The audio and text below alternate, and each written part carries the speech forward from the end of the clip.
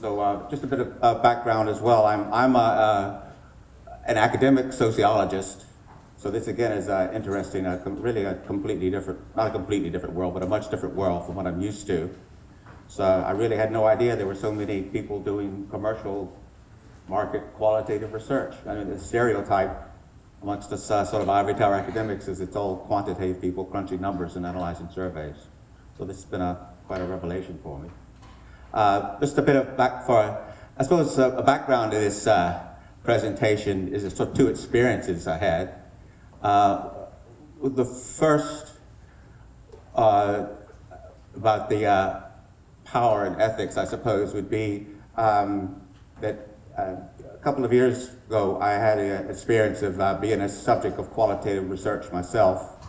I had a colleague who was interested in expatriates living in Belfast, Northern Ireland, and I fit the bill.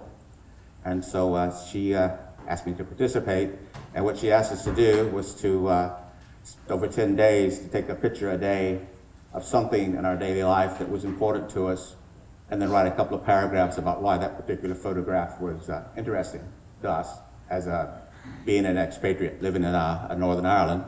And it was really an enjoyable exercise. You know, it made you think a little bit about your life and decide what to take and why you wrote. I mean, one thing I noticed is that the road I walk up and down to work, I realized I'd walked up and down it more than 20,000 times over the years. And that was one of the revelations. Then what happened was, some months later, she was talking about the project, and she was talking about her data that she had that she was going to use.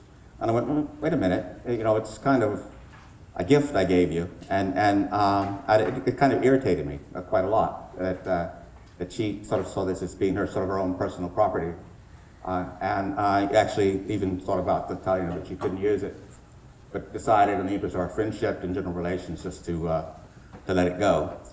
So that bothered me a bit. I felt like maybe I'd sort of been abused somewhat, and the other experience was about the same time. I was running a big qualitative project on European identity.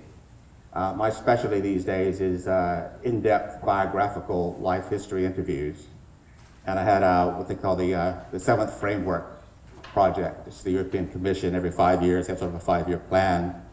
And this was a project looking at people's sense of being European. And we had 7 different teams scattered around Europe, and they each did about 30 interviews with what we call sensitized groups, people whose life experiences should cause them to have had to reflect on being European or not.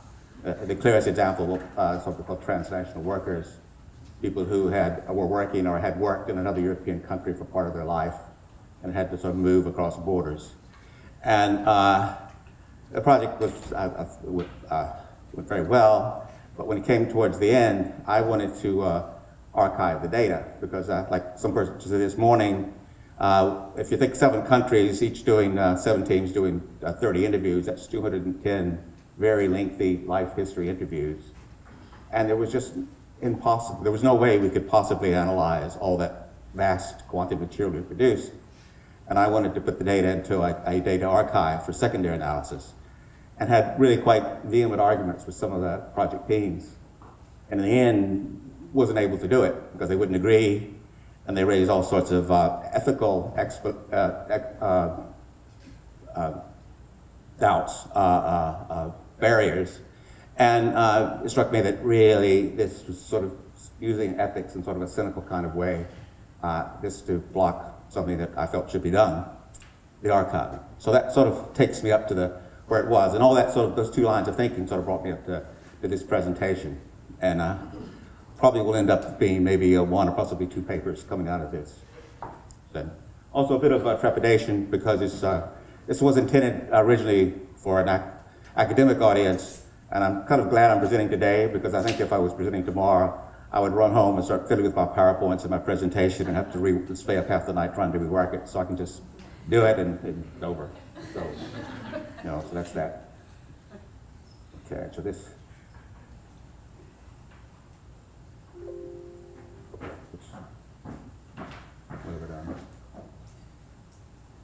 Okay, I'll fold it upside down, okay. Okay.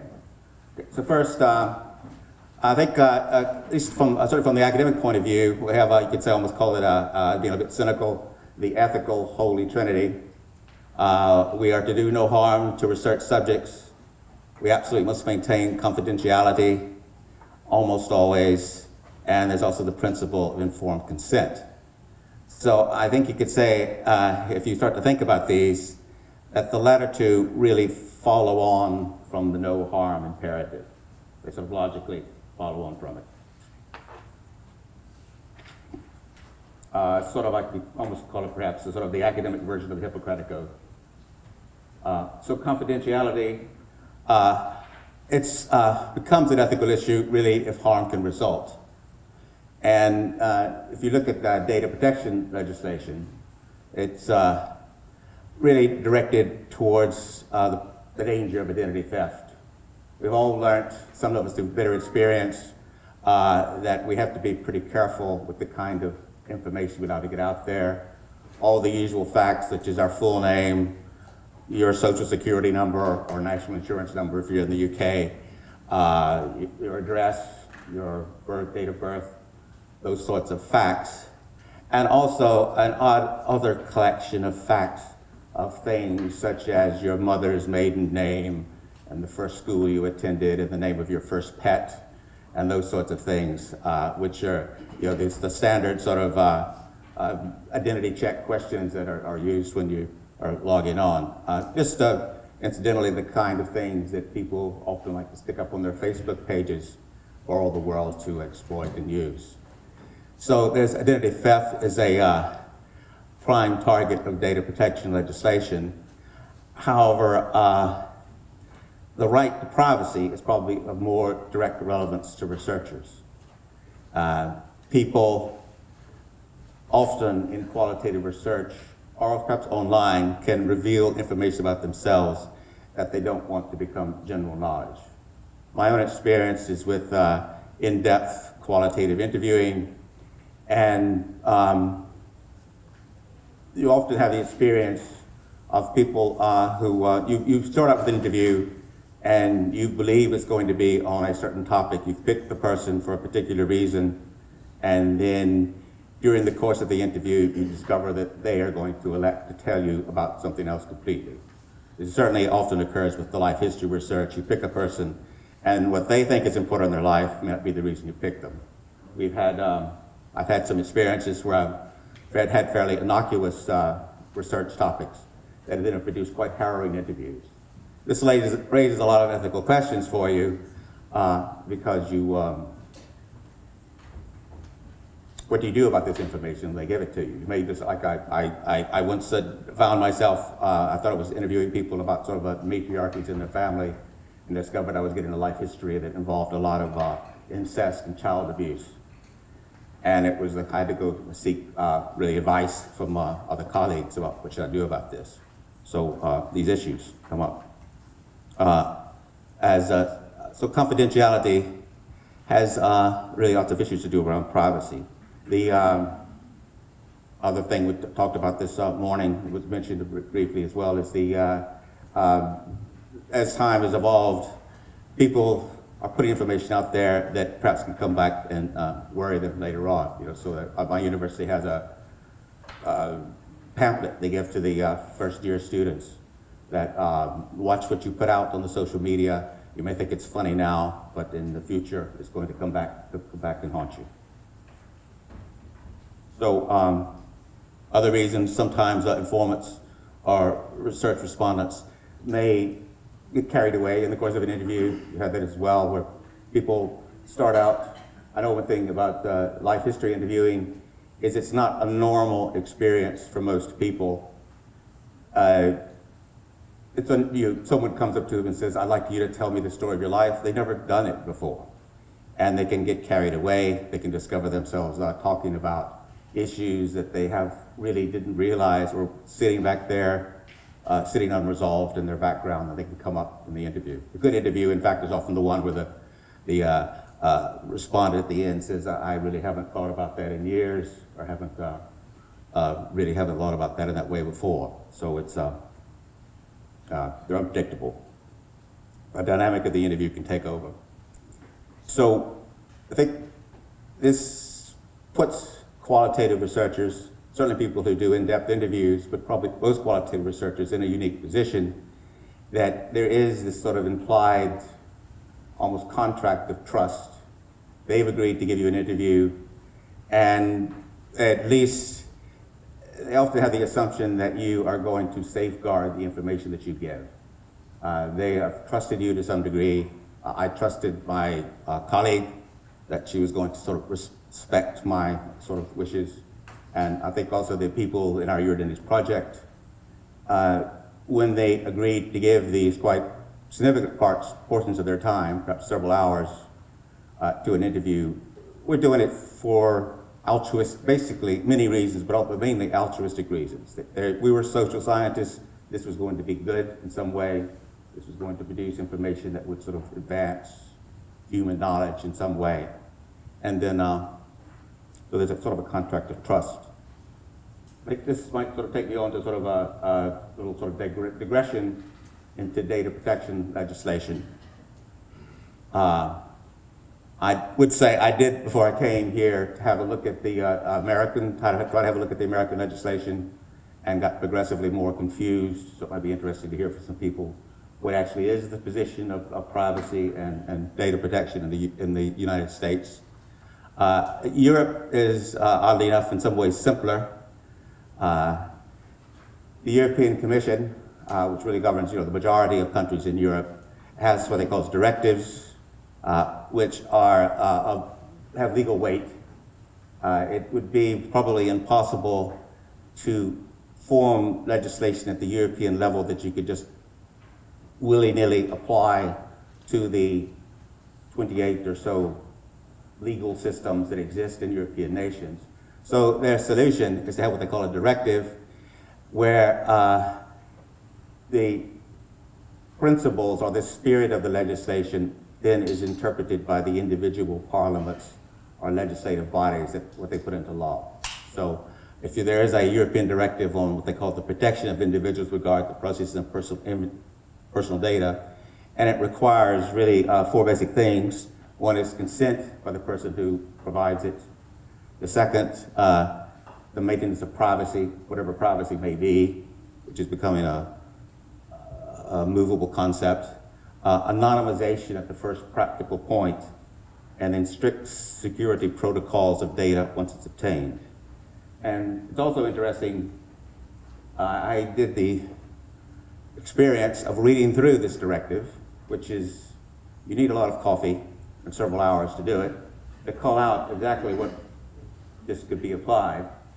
The directive actually, there's a worry that it possibly would make qualitative research impossible, but in fact the framers of it, it looks as if they had actually thought about at least the scientific, if not the commercial use of qualitative data. It explicitly mentions the reuse of data for legitimate purposes, different from the original purposes, and it explicitly includes scientific purposes within this. All of this sort of came out of my arguments with my colleagues about whether we would be able to use our European data for later purposes.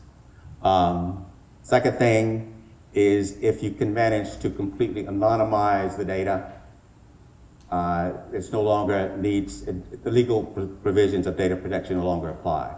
Again, I think as we realize now, as sort of big data comes on board, people are realizing how much you can cross-reference. Anonymization may not be as solid as you think it might be, but if you can convince yourself it's anonymous, it can be released to other people.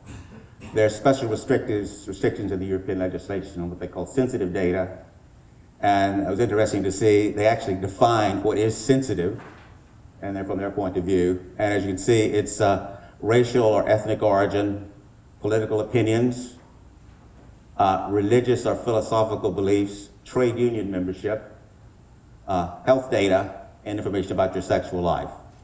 But even there, if there's public interest, including scientific research, these restrictions can be lifted, possibly. I don't know whether that would include commercial secondary use or not, but certainly scientific research. When it comes directly to secondary analysis, which could say, they call it data that can be disclosed to a third party, there's an obligation to inform the subject. One of the objections my colleagues had as we carried out these interviews, it was about a year later when I wanted to archive the data, and they said in practical terms it would be impossible to go back to all these 200 plus people and ask all of them to sign a second consent form to agree that we could archive the data. But they said, you actually can do this. It's not necessary to impose this obligation.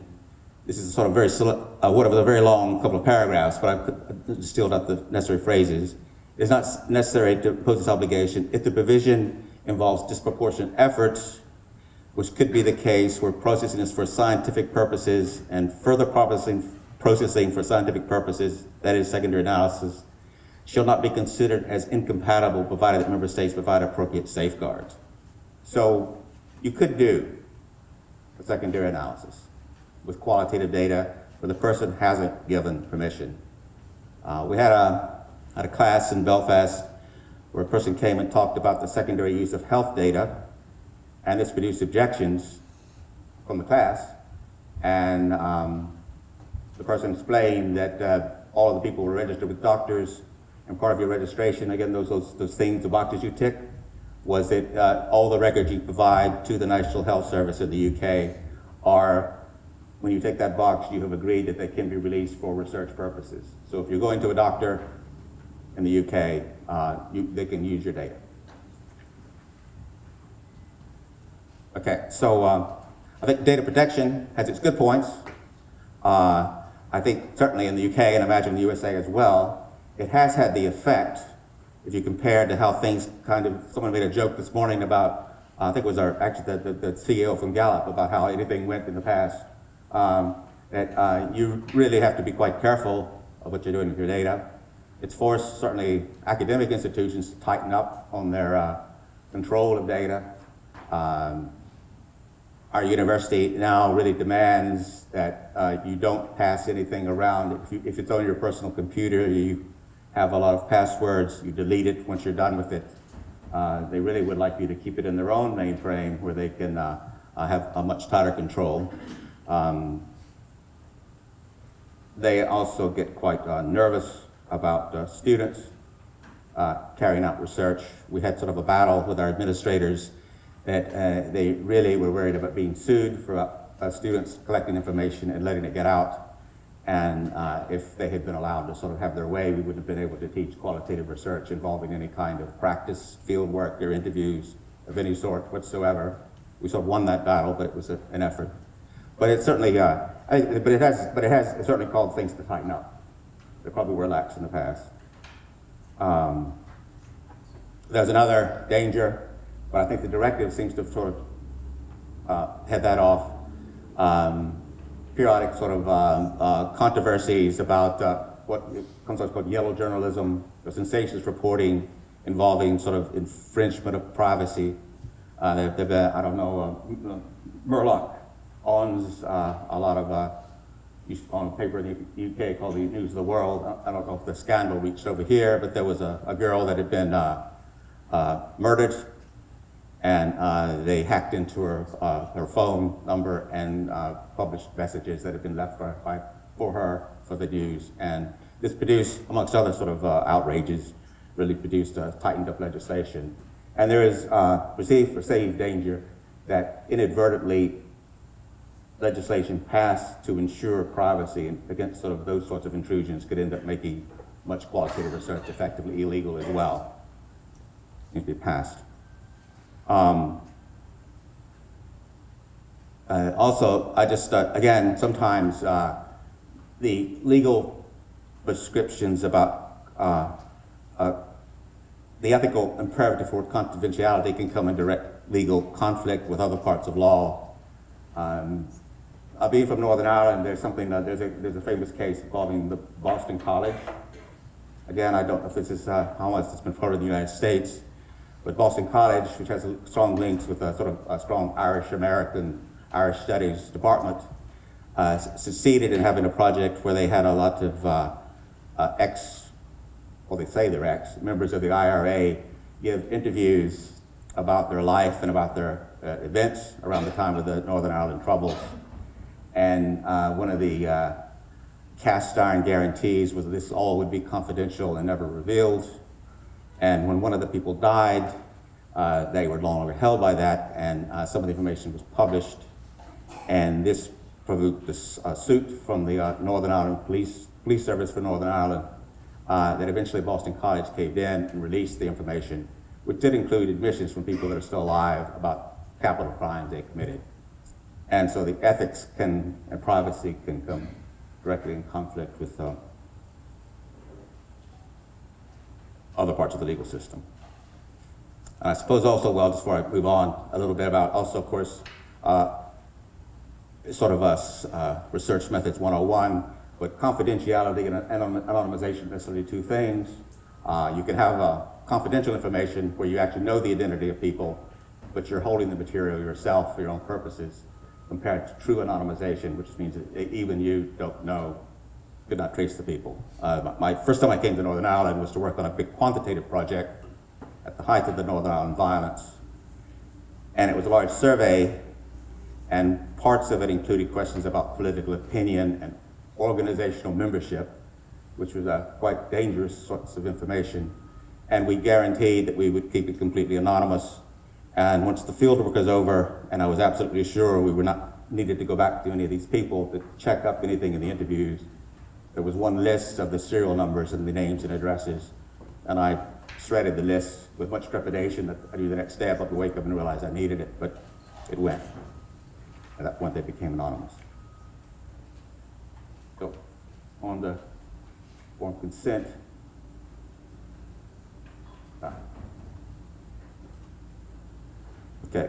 Okay, informed consent. It cedes power to the researched. However, I would also argue that completely informed consent is a chimera. I think I pronounced that right. I looked it up. In that, why do we try for informed consent?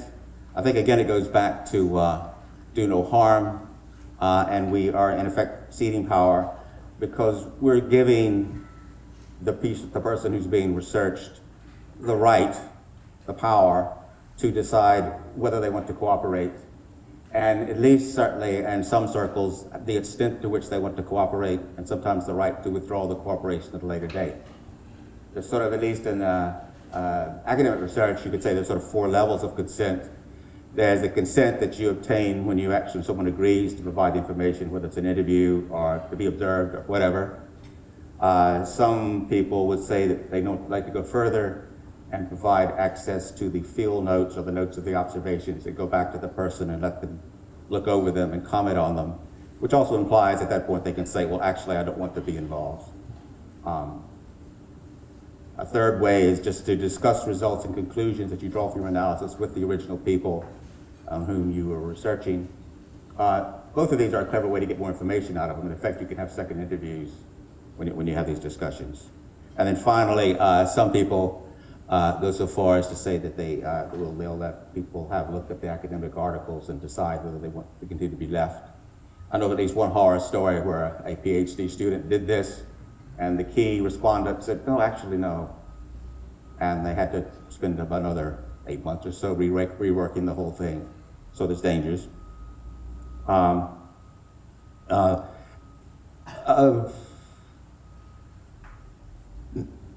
Even minor violations can be a little bit harmful. For instance, have you ever told an interviewer, how long is this going to take? Not very long. You know, an hour and a half later, they're going, maybe your definition of how long is different from my definition. So in some mundane ways, we can meet the demands of informed consent. We can tell people who we are, academic researchers, what company we work for, those sorts of things, who sponsored the research, independent research, the sponsor, the government, whoever it may be, and the use is going to be used for, in my case, a PhD thesis or an article, perhaps you for research, and what's your stance on confidentiality, how confidential is going to be confidential. The standard thing we tell students these days is to also give the limits to confidentiality with the things like danger to life, danger of self-harm won't be kept secret. Okay, so why is it a shivaram?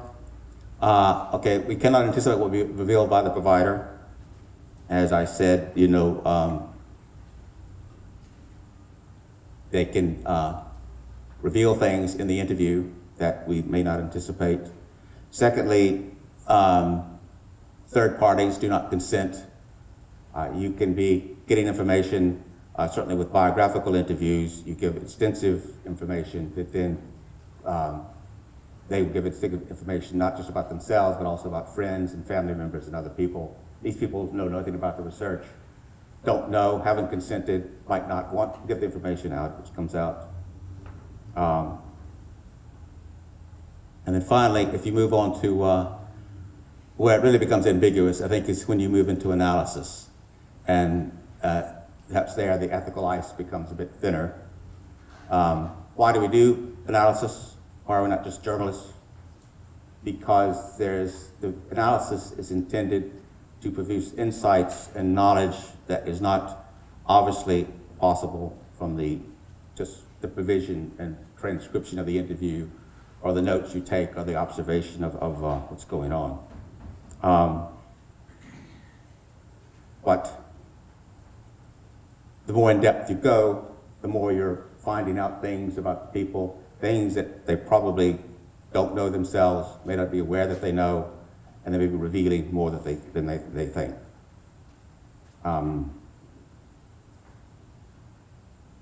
I think the clearest example, at least from my branch of qualitative research, is what they call adductive microanalysis, where you take, perhaps, if you have a long interview, something like the experience, you may realize there was a particular paragraph or two of the interview where the person started to say something or said something, and you think there's more there. I wish I could go back to them and try, to look at this bit in more detail. One technique you can use is where you get a group of people who are not familiar with the interview, and you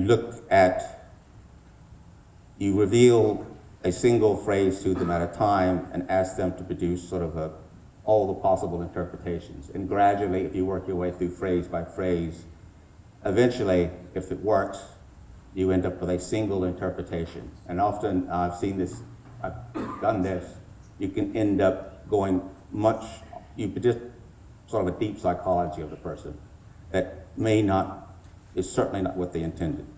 I once tried this for a student exercise where we used a bit of test material that one of the students provided, and about 10 minutes into it, I had to stop it because it was getting too deep, too fast.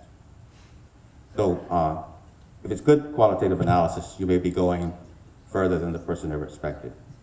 So this leads me on to sort of something I produced, sort of a deliberately perverse mock consent statement. By agreeing to this interview, you consent to your every utterance, possibly and subject to intense consideration by a group of trained professionals who are owned and unknown to you and may impute deep psychological motivations to what you say, about which you're not aware and will never be aware. You will not have the opportunity to dispute the attitudes and opinions that they impute to you. If your imputed beliefs do not agree with the opinions held by them, it is quite possible they will belittle them and treat them with condescension, no matter how strongly and how sincerely you hold these beliefs. To top it all off, it is quite likely that these professionals will benefit financially and advance their careers thanks to the information you have freely given. And this is certainly their intention. And I was having a bad day when I wrote this, and I was a bit pissed off with my colleagues at the time I wrote it, but it was sort of, but I think there's a bit of truth.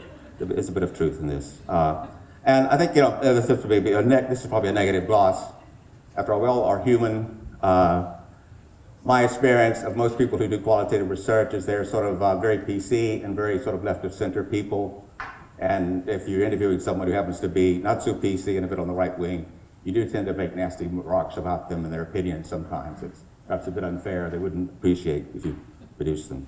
Maybe everybody here's a Trump supporter, but I doubt it. You get the idea.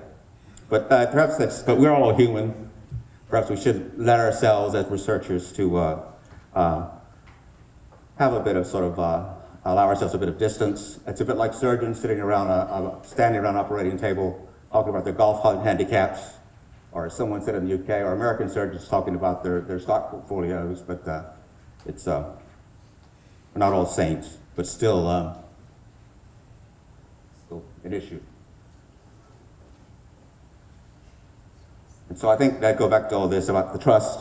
I think in the end, you know, the point of all this is it really, we try to provide consent statements. We tell people we're going to keep them confidential, that we're going to respect their privacy. But it's really a contract of trust. They have to believe us. And there's times you go around this. Part of the contract is the free donation of the interview, or the other agreement to participate. And if we treat the donation of property, we probably, could say you are doing harm to the subject. They gave the material, certainly if it's academic research, they gave the material in this idea of benefiting science, and we are sort of doing them harm. Okay? Now, so for archiving and secondary analysis to become accepted amongst qualitative researchers, and certainly amongst the academics, we need an attitude change. What's in it for me if you're an academic? And the answer is, well, not much. And in fact, it's a negative cost, like most ethical practices. It's a burden. It's not really going to, aside from the big picture of, well, you're going to help maintain the reputation of the social scientists, and therefore people will be more likely to consent to be involved in research. There are some real costs. If you're going to archive your qualitative data, you really need to anonymize it. You need to have safeguards. You have to go through it. All this sort of, there's a lot of work involved. And the UK, it's interesting that there's a strong push towards archiving secondary data. All social science funding from the UK government goes through the Economic Research Council. The condition of a grant is that you have to deposit your data with what they call the UK Data Archive. It's non-negotiable. If you want, you could decide not to accept the grant, but if you want the grant, you're going to have to archive. So it's a big push. But archiving doesn't necessarily mean signing of your rights. In the UK, they are realistic. They realize that this is putting a burden on researchers, so that they do put in some rights for the depositor. You have the right to embargo the data for a reasonable amount of time, certainly for at least a couple of years while you're exploring the material yourself. Reasonable can be quite movable. Sometimes they've accepted that some material has to be embargoed for the life of the person that provided it for various reasons. If you are a depositor, you're going to be told who has restricted access and for what purpose, and you have the right to deny access. And interestingly, for this audience, there is a explicit blanket prohibition on commercial exploitation. So a commercial firm can't go and buy data from the data archive. Secondary analysis are required to sign a written undertaking and cannot pass the data on to others. And then finally, I know people in quality data, and they have a research unit that studies procedures for anonymizing data. Both sort of automatic procedures where you can go through more than just pushing find and exchange, replace all of George's names with John, but more sort of sophisticated ways that you can maintain the bulk of the information in qualitative data, but make it sort of more obscure.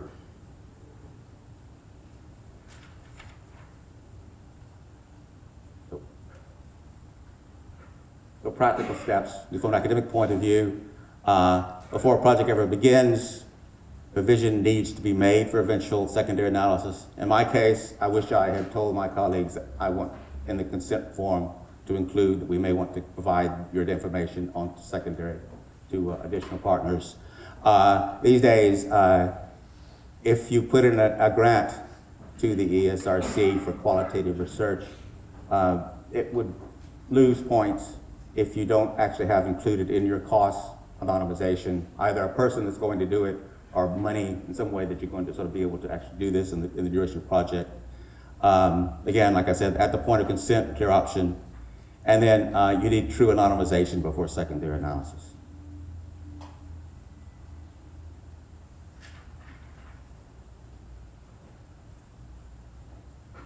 Okay, a final point, not making data available for secondary analysis is bad science.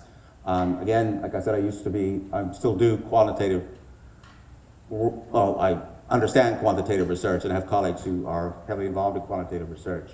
And again, convention, at least with most, is gradually increasing over about the last decade and a half for quantitative social science journals, is if you want to publish, you need to provide the data to get the article into the journal to allow someone else, if they disagree, access so they can reanalyze and perhaps sort of say, well, you're wrong. This point is it's the way, you know, the natural scientists progress. People reanalyze and duplicate results.